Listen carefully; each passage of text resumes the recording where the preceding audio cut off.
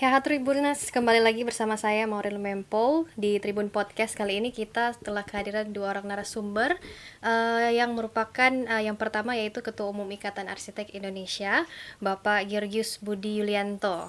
Apa kabar, Pak? Enaknya panggil Sehat. apa ini, Pak? Panggilnya Mas aja. Mas. Oh, Mas Masih aja. Mas. Oke. Di sini juga sudah hadir Bapak Denny Rory selaku Ketua IAI Sulut. Iya, Apa kabar, Pak? baik, Baik, sehat ya. sehat. Biasa. Nah, di saat ini kita kan akan membahas itu mengenai apa persiapan-persiapan yang akan dilaksanakan di mana Manado jadi tuan rumah untuk Munas ke-17 ya ini, Ya. Pak. Nah, mungkin boleh sebelum itu ceritakan dulu nih perjalanan karirnya atau mungkin sudah berapa lama menjabat. Oke.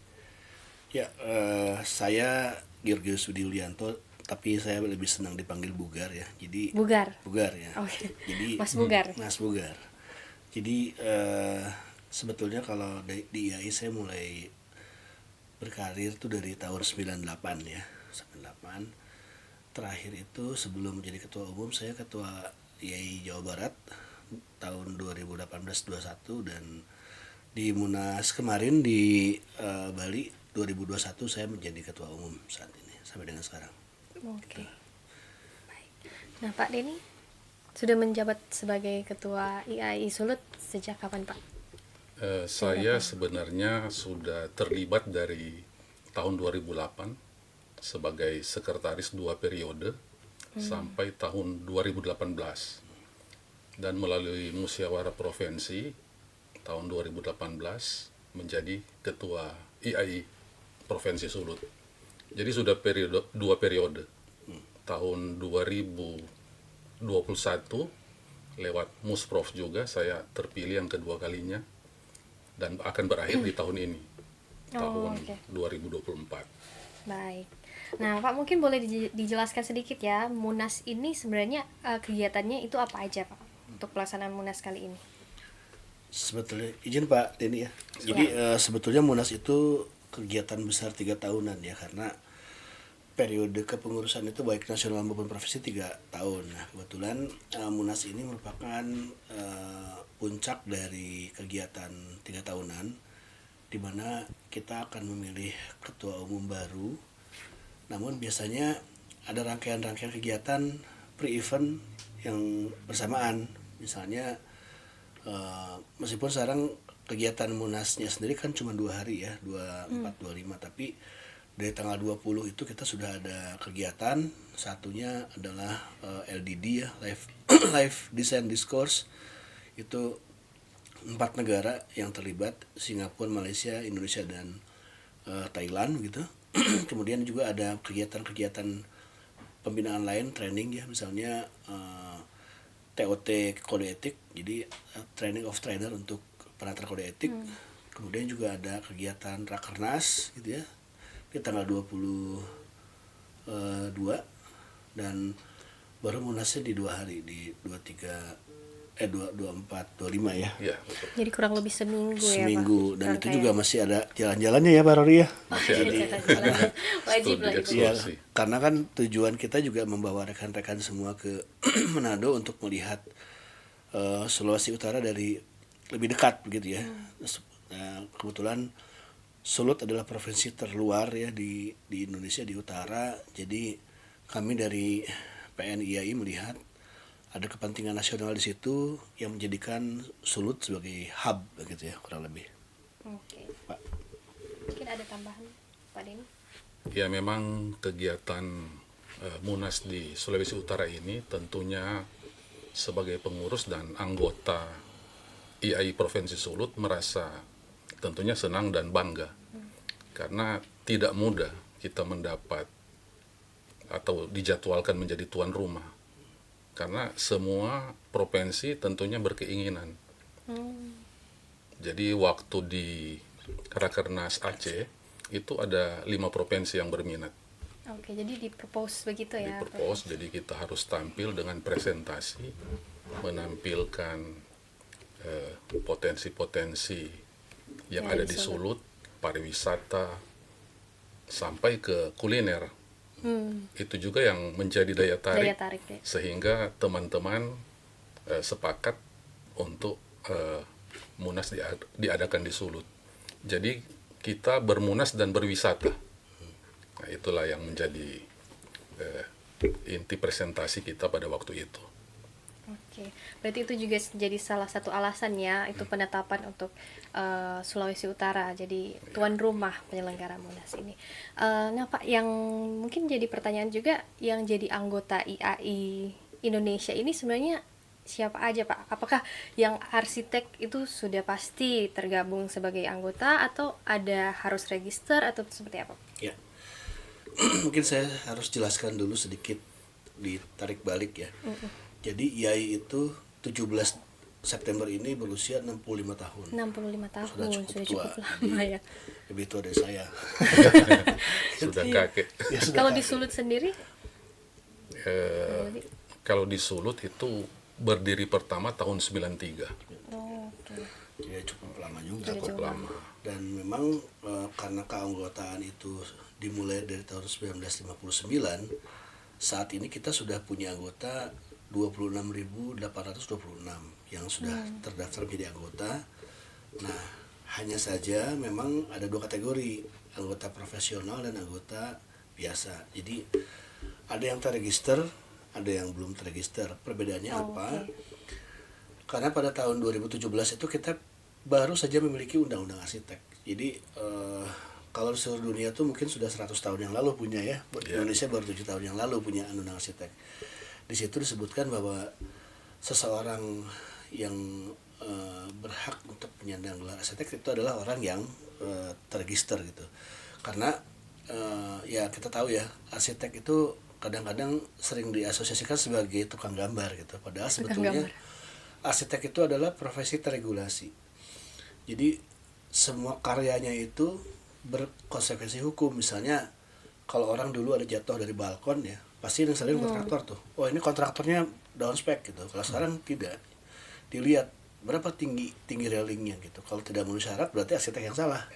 Dan itu tidak main-main, itu 15 tahun ya ancamannya. Nah oleh karena itu kami terus berupaya meningkatkan jumlah anggota yang terregistrasi, karena bagaimanapun juga untuk praktek profesi itu yang diperlukan ya sebagai legal aspek gitu ya. Dan apakah seseorang yang lain itu ya di luar anggota IAI bisa terregister by the law itu karena penerbit STRA adalah Dewan Arsitek Indonesia yang diberikan kuasa oleh pemerintah, diperbolehkan. Jadi misalnya ada orang dari dulu belum jadi anggota tapi sudah pernah punya SKA dulu ya, sertifikat keahlian arsitek gitu.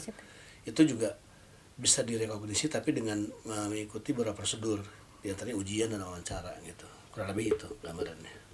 Oke. Berarti termasuk juga kalau di Sulut ya, Pak? Kurang lebih sama. Betul, sama.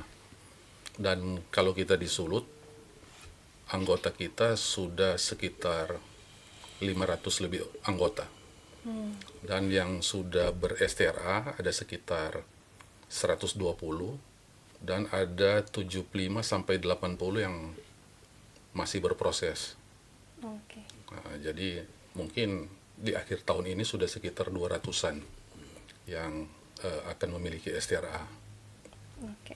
Nah, Pak, mungkin boleh dijelaskan sedikit ya dari IAI sendiri, programnya atau tujuan dari organisasi ini sebagai wadah ya untuk arsitek-arsitek yang ada di Indonesia, itu tujuannya apa ya, Pak? Yang pasti karena kita sudah punya undang-undang, kita mengacu kepada undang-undang ya. Di situ undang-undang menyebutkan bahwa IAI peran dan kewajibannya adalah melakukan pengaturan terhadap praktek profesi arsitek, termasuk promosi dan sosialisasinya juga. Artinya kita selain melakukan 3 hal tadi juga melakukan advokasi terhadap arsitek gitu ya, karena memang keberadaan undang-undang ini masih sangat baru. Kita juga perlu waktu yang cukup untuk bisa mensosialisasikan peran IAI itu ke sana ya. Namun sebetulnya dalam jangka pendek itu kita juga sudah melakukan banyak evolusi ya, terutama dalam hal database, Karena kalau pertumbuhan anggota kita setiap tahun 3.000, artinya dalam 10 tahun tuh kita akan mencapai 60.000. Jadi basis digital ini akan menjadi penting untuk teman-teman berkomunikasi. Dan tentu tujuan kita yang kedua adalah setelah perkuatan organisasi adalah bagaimana membuat teman-teman ini memiliki kompetensi yang sama, karena Indonesia kan bentangnya sangat luas ya. Betul. Jadi jangankan antara Jawa dengan luar Jawa, di dalam Jawa sendiri pun juga tidak merata gitu. Itu PR besar kita ya. Karena otomatis ketika dari sisi kompetensi itu ada standar terpenuhi, kita bisa menuntut hak kita lebih baik gitu. Karena kita sadar apa yang bisa dilakukan gitu. Berarti itu ya tujuannya untuk meningkatkan profesionalisme ya arsitek, juga etika bekerja begitu ya Pak.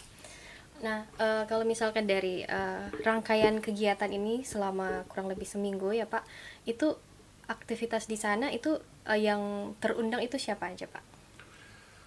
Ini kebetulan momennya pas pergantian pemerintahan ya. Iya. Biasanya kita memang mengundang presiden atau menteri atau dirjen lah ya, gitu ya paling rendah. Tapi yang pasti karena ini acara nasional, biasanya memang ada orang dari Kementerian PUPR yang kita undang satu ya. Kemudian juga yang pasti kita melibatkan pemerintah provinsi dan kota ya Pak ya. Iya, betul. Karena ini akan menjadi kegiatan dengan amplifikasi yang sangat luas begitu. Justru ini momennya Sulut tampil stand out bahwa inilah Sulut gitu loh, inilah Manado begitu. Dan diharapkan mungkin nanti juga ada manifesto atau pengusaha piagam gitu ya? Arsitek muda Sulut misalnya gitu, atau piagam arsitek Sulawesi gitu ya. Jadi kita akan menjadi satu akhir yang manis dengan adanya kesepakatan itu gitu.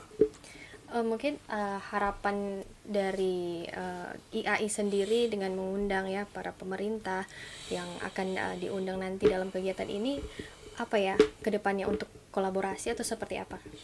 Sebetulnya IAI itu adalah mitra terdepan pemerintah dalam pembangunan ya, karena bagaimanapun kalau dalam struktur proyek, arsitek itu di depan, baru diikuti oleh pekerjaan yang lain ya, disiplin struktur, mechanical, electrical, plumbing, interior gitu ya. Nah, ada beberapa hal yang barangkali di sebagian besar pemerintahan di Indonesia itu belum paham akan peran fungsi ini dari gitu. arsitek ya. Jadi sebetulnya IAI sangat terbuka untuk berkolaborasi, bukan proyek ya. Proyek itu masing-masing lah gitu, masing-masing. Tapi kami sebagai mitra pemerintah akan selalu siap untuk memberikan masukan ya untuk kemajuan kota, kemajuan provinsi gitu ya.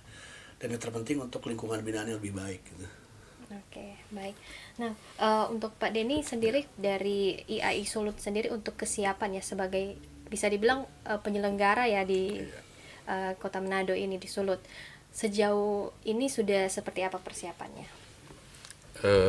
Persiapan kita memang setelah mendapat SK dari pengurus nasional. Berarti itu berapa tahun atau berapa waktu yang lalu ya? 3 tahun.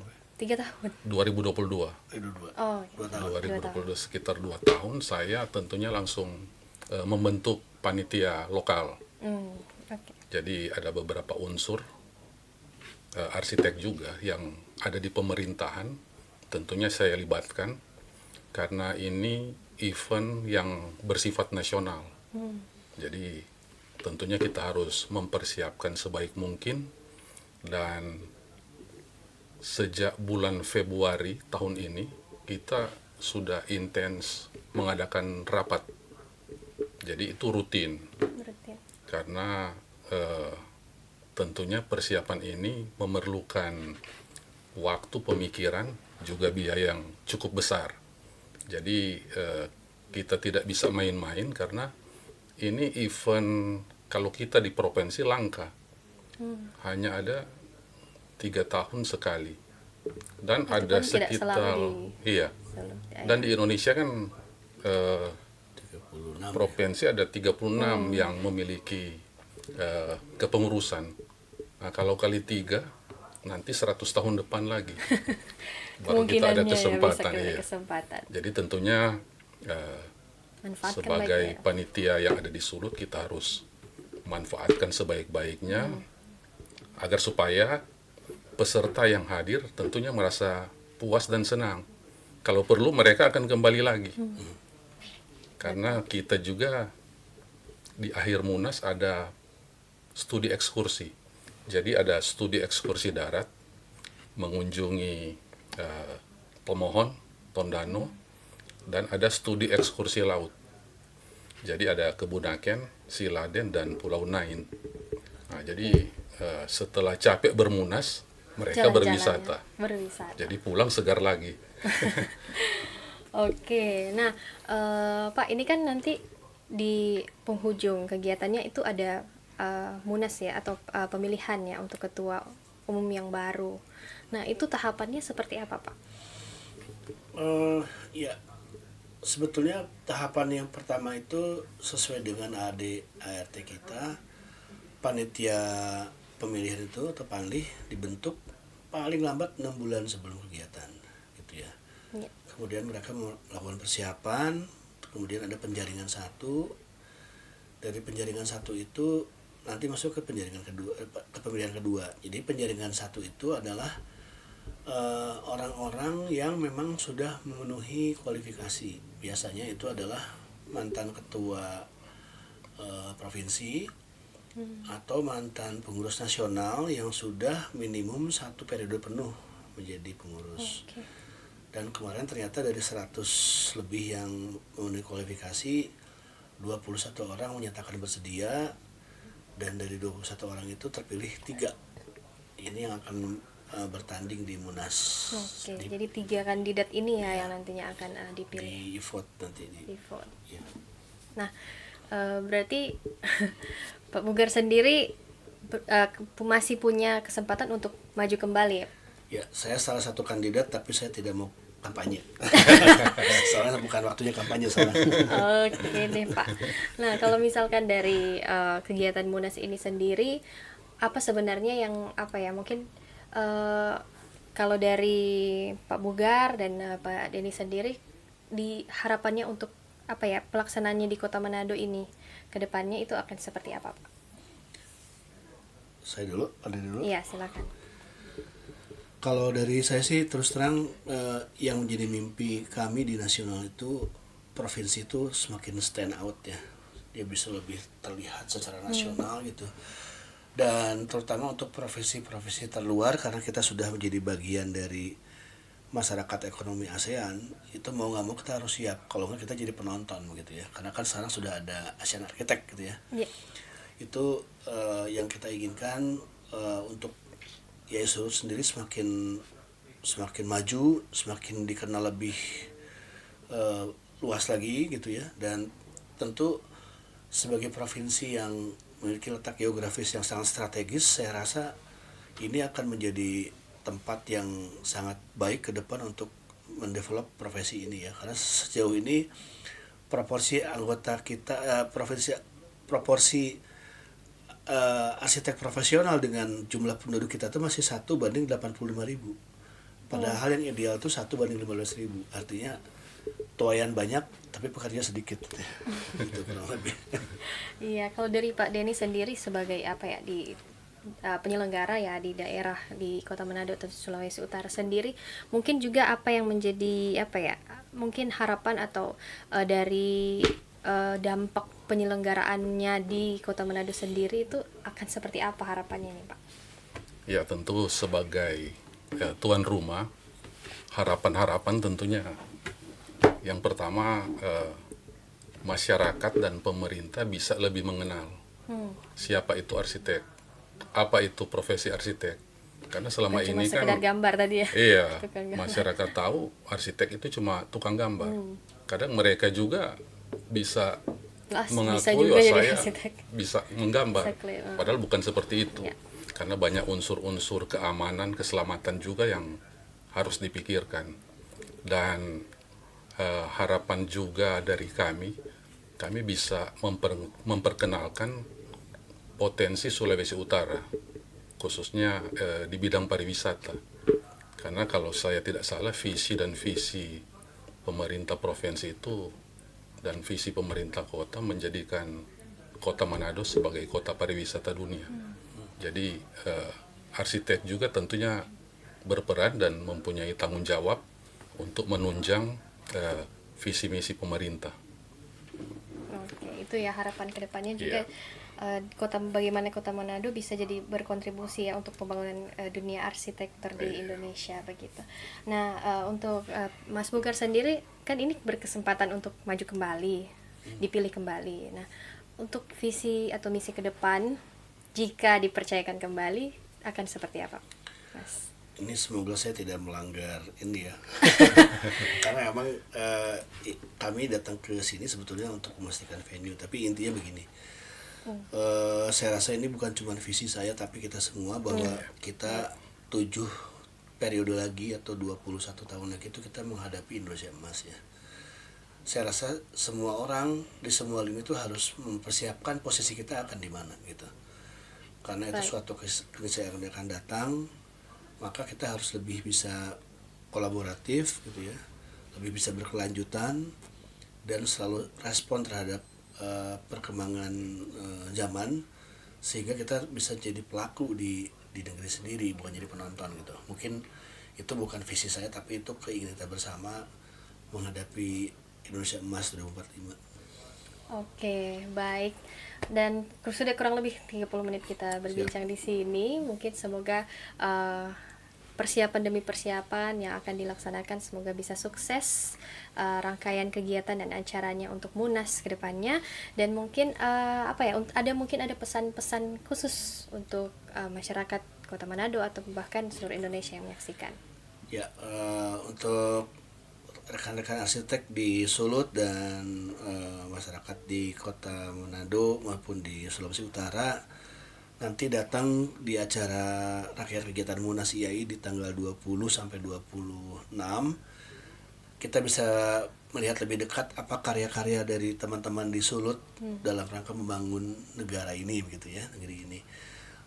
Kita akan selalu ada untuk semua, dan jangan lewatkan kesempatan yang sangat langka tadi 100 tahun sekali Pak ya. Iya. Di sini kita bisa lebih dekat lagi melihat siapa itu arsitek dan bagaimana perannya di masyarakat. Baik. Pak Denny, ada tambahan? Silakan Pak. Mungkin ya pesan-pesan kami di akhir ya, kiranya masyarakat bisa menyambut tamu-tamu kita dari seluruh Indonesia, bahkan dari 4 negara, mahasiswa dari 4 negara yang akan mengikuti LDD. Semoga kota kita bisa menunjukkan keramah tamahan agar supaya rekan-rekan kita yang bermunas bisa kembali lagi, mungkin bersama keluarga atau teman-teman, sehingga kota kita bisa menjadi kota pariwisata. Terima kasih. Baik, terima kasih Mas Bugar, Ya, Pak Denny sudah sharing dengan Tribun Podcast kali ini, dan terima kasih juga Tribuners sudah menyaksikan. Sampai jumpa di Tribun Podcast lainnya.